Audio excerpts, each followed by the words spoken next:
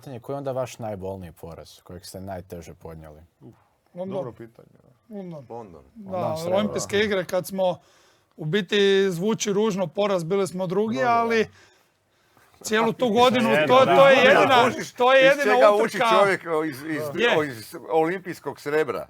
Kužiš, Ali to je jedna utrka te godine koju smo mi izgubili.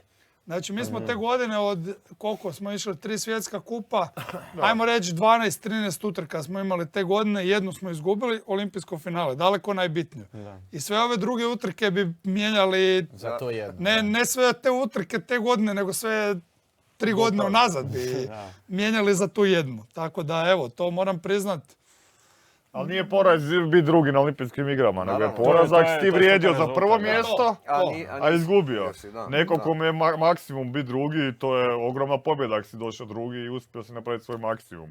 To se lani vratilo već. Definitivno, vratilo se.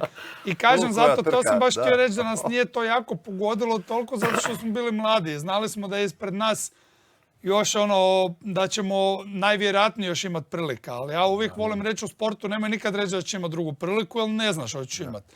Možeš, ali ne mora biti tako. Na svu sreću ispostavilo se da smo mi toga osvojili.